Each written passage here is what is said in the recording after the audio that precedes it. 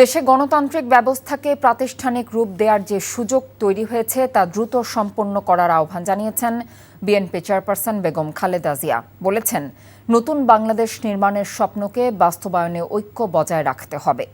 যারা গুম, খুন ও বিচার বহির্ভূত হত্যার শিকার হয়েছেন তাদের তালিকা প্রস্তুত করে দায়ীদের দ্রুত বিচারের মুখোমুখি করার আহ্বানও জানিয়েছেন বেগম জিয়া।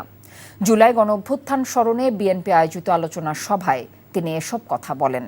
ইমরুল হাসানের রিপোর্ট। 2024-এর জুলাই আগস্টের অভ্যুত্থানের শোক ও বিজয়ের প্রথম বার্ষিকে জাতীয় ঐক্য ও গণতান্ত্রিক অভিযাত্রা শীর্ষক আলোচনার আয়োজন করে বিএনপি। জুলাই শহীদদের স্মরণে 1 মিনিট নীরবতা পালনের মধ্য দিয়ে শুরু হয় আনুষ্ঠানিকতা। অনুষ্ঠানে ভিডিও বার্তায় বক্তব্য রাখেন বিএনপি চেয়ারপারসন ও সাবেক প্রধানমন্ত্রী বেগম খালেদা জিয়া। ছাত্র জনতার অভ্যুত্থানে ফ্যাসিবাদের পতন হয়েছে উল্লেখ করে তিনি বলেন, জুলাই শহীদদের আত্মত্যাগ চিরকাল মনে রাখবে পুরো জাতি।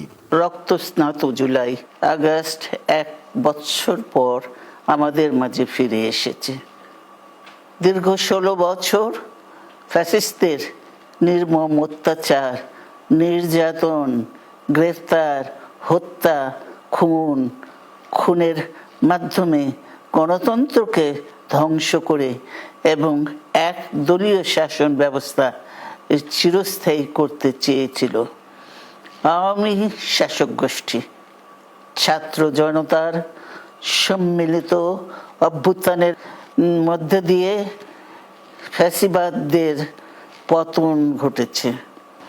এই আন্দোলনে যারা শহীদ হয়েছেন তাদের জানাচ্ছি আন্তরিক শ্রদ্ধা, আহতদের সমবেদনা। তাদের এই আত্মত্যাগ জাতি চিরকাল মনে রাখবে। নতুন করে দেশ গড়ার সুযোগ সৃষ্টি হয়েছে উল্লেখ করে বিএনপি চেয়ারপারসন বলেন, সেজন্য ধরে রাখতে হবে সবার ঐক্য। আমাদের সামনে যে সুযোগ সৃষ্টি হয়েছে নতুন করে গণতান্ত্রিক ব্যবস্থাকে প্রাতিষ্ঠানিক রূপ দেওয়ার, তা আমাদের দ্রুত সম্পন্ন করতে হবে।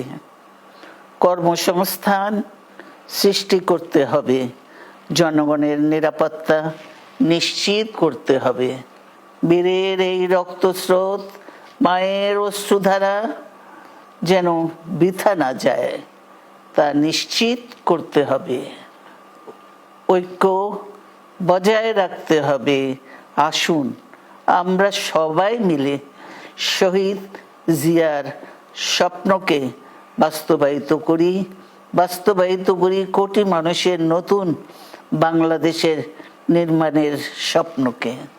গুম খুনের শিকারদের রাষ্ট্রীয় স্বীকৃতি দেওয়ার দাবি জানিয়ে বেগম জিয়া বলেন, ক্ষতিগ্রস্ত পরিবারকে পুনর্বাসন করতে হবে, বিচারের আওতায় আনতে হবে অপরাধীদের।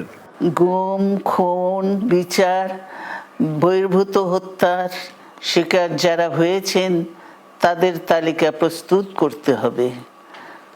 দ্রুত বিচারের ব্যবস্থা ও রাষ্ট্রীয় স্বীকৃতি নিশ্চিত করতে হবে। প্রতিটি পরিবারের সম্মানজনক পুনর্বাসন ও নিরাপদ ভবিষ্যৎ নিশ্চিত করতে হবে। যে কোনো মূল্যে দেশের স্বাধীনতা ও সার্বভৌমত্ব রক্ষা করতে হবে বলে মন্তব্য করেন সাবেক এই প্রধানমন্ত্রী। Imrul Hasan, NTV news, Dhaka. Bundle থাকলে প্রতি সেনমানিতে টাকা বাঁচবে। বিকাশ সেনমানি বান্ডেল কিনে জিতুন প্রতি লেনদেনে।